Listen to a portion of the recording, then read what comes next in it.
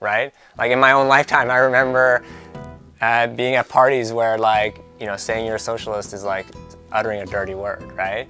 But, you know, now it is being embraced publicly by millions of people. Young people are putting it on their Tinder profiles.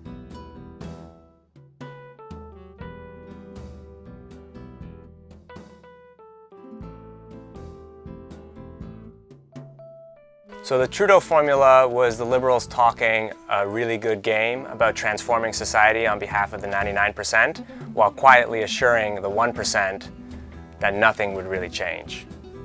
And Justin Trudeau was the key element of this formula, a kind of woke politician from the future, dazzling simulation of defiance against the status quo, the man, you know, who was a leader of a enduringly establishment party who would somehow usher in real change. The mark of the Trudeau government was to promise big, deliver small, and have practically no political ambitions whatsoever. Well, the Liberals have a knack for persuading Canadians that the preferred strategies and policies of the corporate elite are actually the progressive option.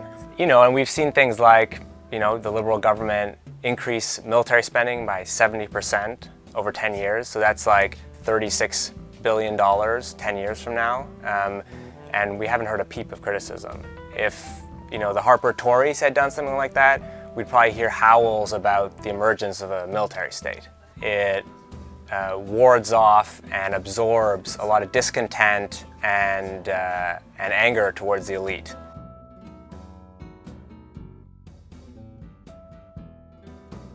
And in many ways, the Liberal government is a perfect example of a kind of neoliberalism light, right? So they've continued the agenda of deregulations, of privatization, of corporate tax cuts, and of corporate trade deals that kind of lock in these policies.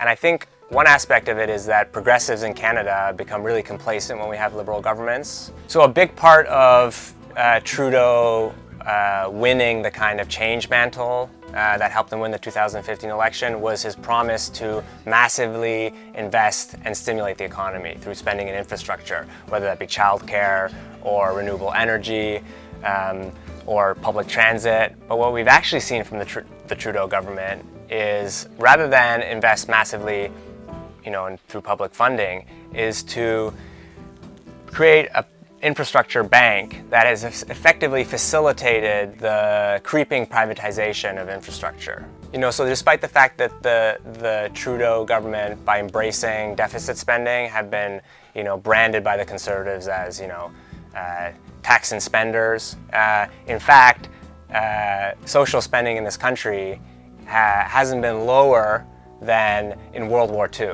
right? Before we had even a welfare state in this country. So if anything, the fact that the Trudeau government has engaged in deficit spending but not funded and implemented any kinds of ambitious social programs is actually a damning indictment of them, from the left, not the right. I mean, I think the spell of neoliberalism is ending, right? Like, I think so many of the justifying myths and stories of neoliberalism lie in tatters. I think where ordinary people are in this country, and so many other places in the world, is far ahead of where our politics are. So whether it's a question of increased taxation or more bold, ambitious climate policies, or questions of redistribution and of funding for social programs, Canadians are overwhelmingly to the left of all the mainstream political parties. So it's less a question of you know, people's opinions changing than it is of us as organizers or political parties actually meeting them where they are. So people are hungry for bold alternatives. People are, you know, enraged about a hoarding class that has, you know, siphoned billions, tens of billions of dollars out of this country every year.